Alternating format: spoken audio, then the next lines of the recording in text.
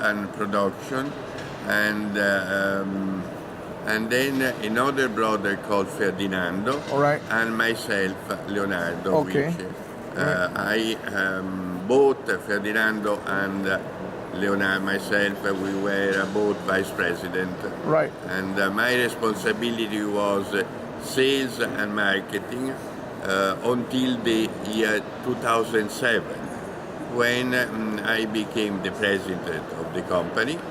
And then in the year 2013, we decided to give the responsibility, to pass on the responsibility to the new generation. And Lamberto, that is my nephew and his Vittorio's son, became the president. So, Lamberto is considered the 30th generation? Exactly. I am 29. 29. Right. Yeah, very well informed. 29. Lamberto is the 30th generation, and together with Lamberto, there are other member of the 30th generation, another nephew that is called Stefano, that is the son of my sister Maria. Right. That is an expert. His responsibility is the export director. He's an export director. And then two nieces.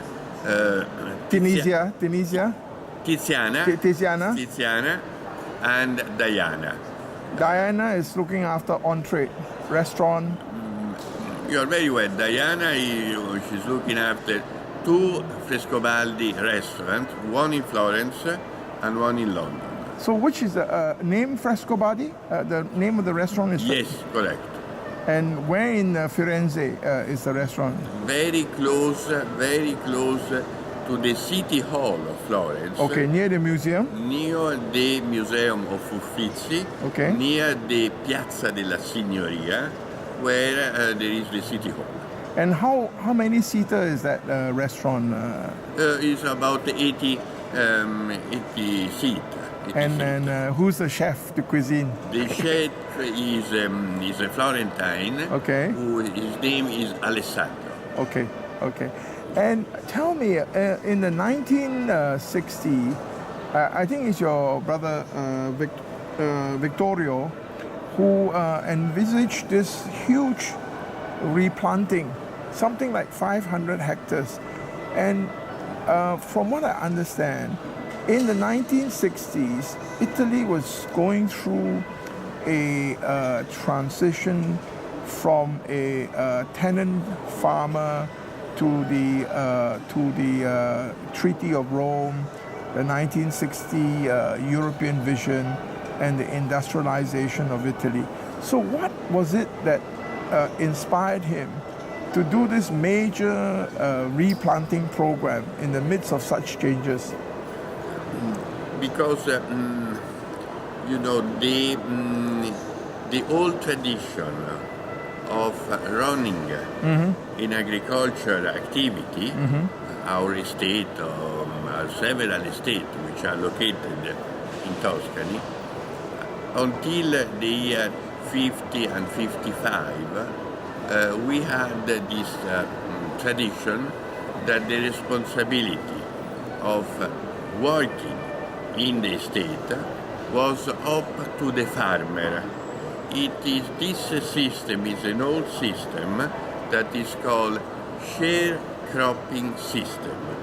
So the farmers, they were given their work, and at the end of the year, they were getting half of the crop, and half of the crop was instead property of the owners.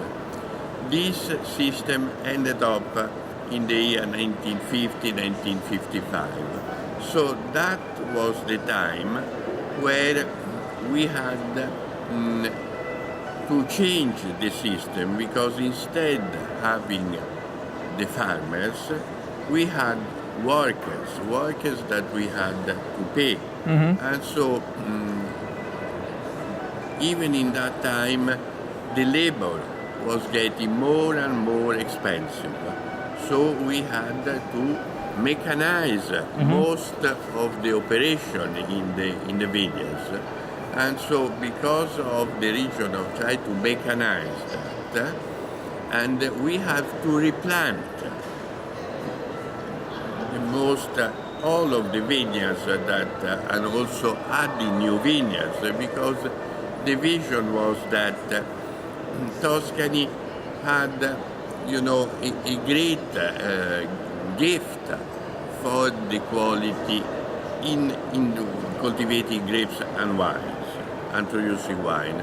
So the future of Tuscany, that you have been there, you saw the Tuscany's rolling hills, is not really the typical land to grow wheat or other culture, but instead grapes and olive trees are really doing extremely good products in Tuscany. So we develop in particular and we focus our production in grapes, maintaining also the production of olive oil.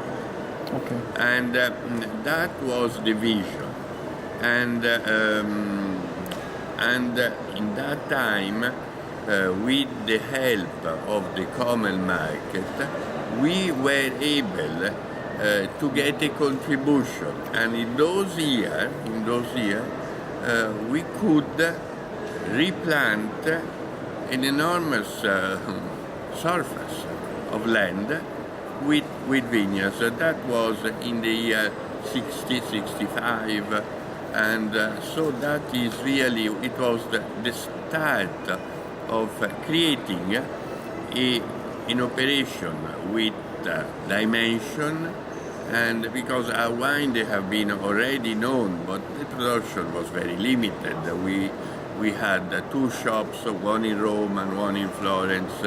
Always my ancestors, they were producing wine, because in Pozzano and Comino, they have already shown their talent in the quality. So production was already done many, many centuries ago in the family. But the decision to focus on that activity, it was really given in the, made in the year 1960, 1965.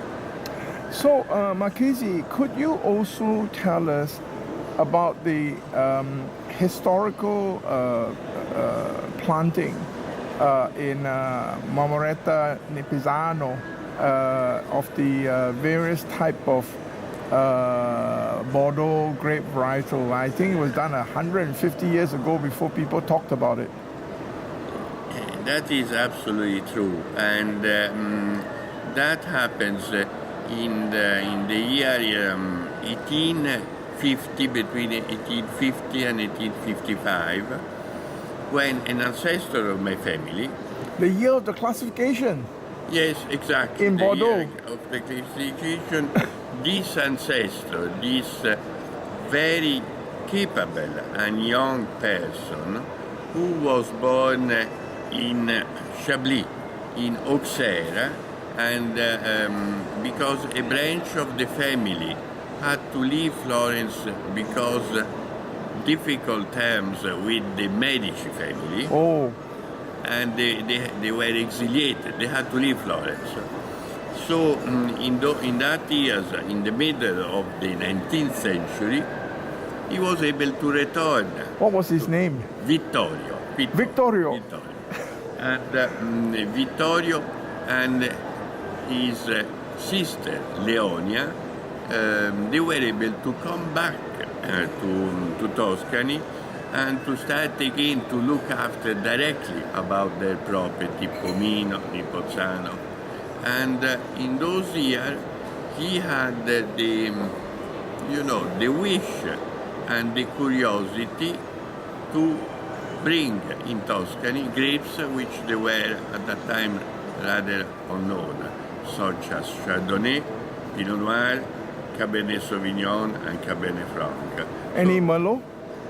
And Merlot, exactly. Mm-hmm. And so in Pozzano, it was